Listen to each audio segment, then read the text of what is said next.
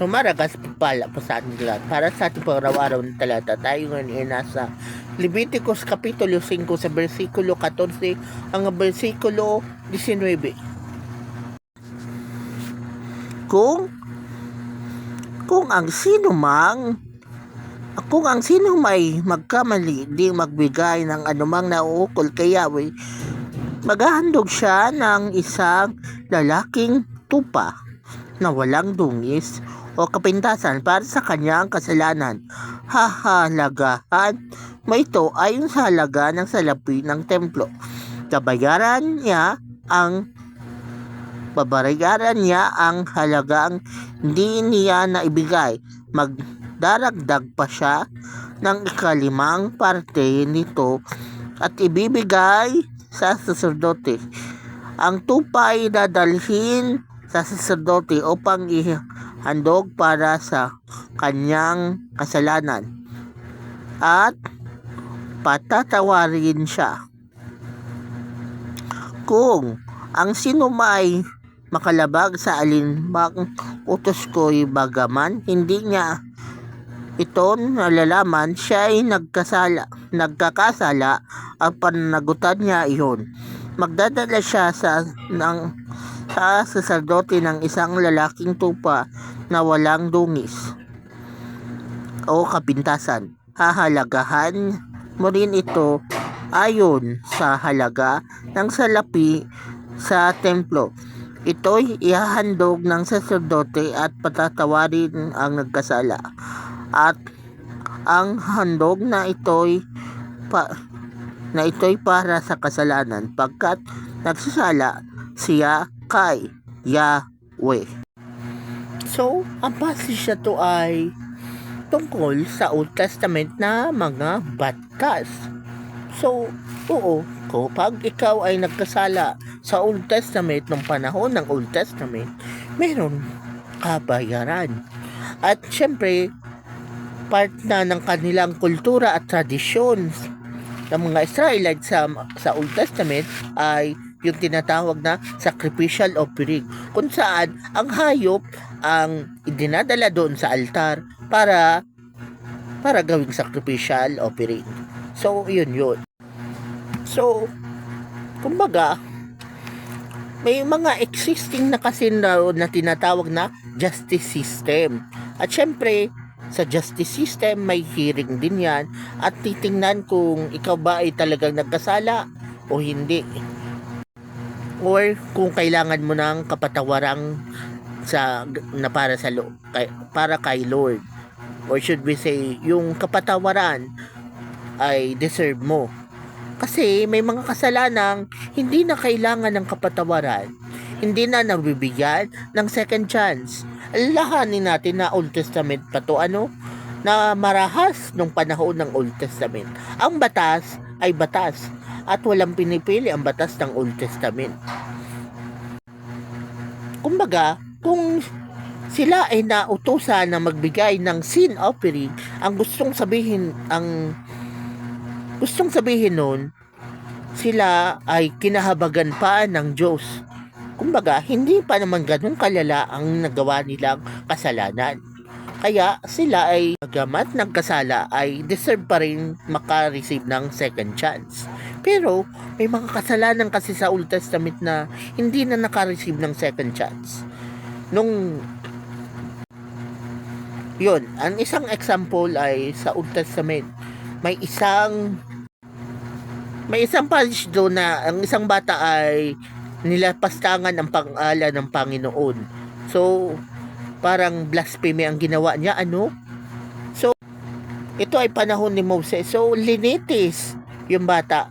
So, tinignan kung ano talaga yung ginawa niya. So, may existing na justice system na nung panahon nila. At napatunayan na, yun nga, nilapastangan niya ang Diyos. Yung pangalan ng Panginoong Jesus, or should we say, yung pangalan ng God the Father ni Yahweh ay nalapastangan ng batang yaon. So, blasphemy talaga yung ginawa ng bata. So, ano nangyari? So, ang punishment niya is stone to death. So, binato hanggang mamatay. Okay? So, ganun. Patay. Iba pa, meron pang mga ibang mga recorded cases sa Old Testament na automatic patay. Ganun sa Old Testament. Kapag ikaw ay nauutusan pang magbigay ng sin offering, kinahabagan ka pa yan ng Panginoon. Pero hindi ibig sabihin nun wala ng consequence yung mga nagawa nila. May consequence pa rin. Okay? Pero ang pagkakaiba, kinahabagan ng Panginoon. So kumbaga, inaalaw pa ni Lord na mabigyan sila ng second chance. At syempre, at isa pang highlight nito ay yung kahalagahan ng pagbibigay ng sacrificial offering. Kaya lang, alalahanin natin na oo, tapos na yun. Hindi na ayon applicable sa panahon natin ngayon. Kasi nga, let us remember, tayo ay nasa New Testament na. Hindi na tayo sa klaw ng Old Testament rule or Old Testament law. Kasi Old Testament pa yun. Na nasa bagong tipan na tayo, di ba? So, ano na? Hindi na natin pinapractice yung sacrificial offering, yung burnt offering, sin offering, fragrant offering, may grain offering, may essence offering, iba-ibang offering ang pinapractice ng Old Testament. Hindi na natin yung ginagawa. Kasi sa New Testament, alam natin na ang Panginoong Hesus doon sa Calvary na buhos ng kanyang dugo. Okay? Ang Panginoong Hesus na, siya na ang naging sacrificial offering. So, over tayong nag-exist yun. So, sa mga pag-aaral, yung archaeology, so may archaeological evidence na totoo na nangyari nga yung crucifixion. So, yung mga archaeologists, nahanap nila yung mga ebidensya na nagtuturo na naganap nga yung crucifixion, yung crucifixion, di ba? Ngayon, ginawa na ng Panginoong Hesus ang kanyang part. So yun, bagabat, alam natin na noong si Jesus nabubuhay pa, nung panahon siya ay nandoon sa Garden of Gethsemane, ang prayer niya, Lord, let not my will be done, but let your will be done. So, si Jesus sumusunod lang siya sa master plan ng kanyang ama. At part ng master plan na yaon, ayun nga, mapako sa krus. Nang sa ngayon, ikaw at ako ay mapatawad at matubos sa ating kasalanan. O, di ba? Si Jesus, ginawa niya na yung part niya. So, yun, ginawa na ni Jesus yung part niya 2,000 years ago. Pero ang kapangyarihan ng dugo ng Panginoong Hesus na nagpapatawad ng kasalanan ay available pa rin hanggang sa panahon natin ngayon.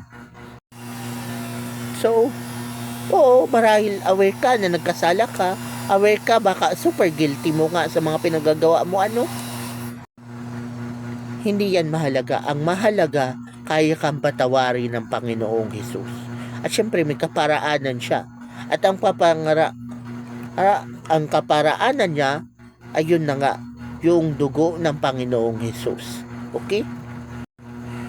Ang dugo ng Panginoong Hesus ay sapat na para ikaw at ang buo mong angkan ay mapatawad sa inyong mga kasalanan. So, ang part na ginawa ng Panginoon, siya ay na-crucify na, di ba? So, ikaw naman, kailangan mong gawin ang iyong part. At yun ay tanggapin ang Panginoong Hesus bilang iyong sariling Panginoon at tagapagligtas. Kasi after all, oo, totoo, sa ayaw at sa gusto mo, kailangan mo ng Savior. At yun ang walang iba kundi si Jesus. Si Jesus, si Jesus. So, ginawa ng Jesus pang part niya, gawin mo rin sa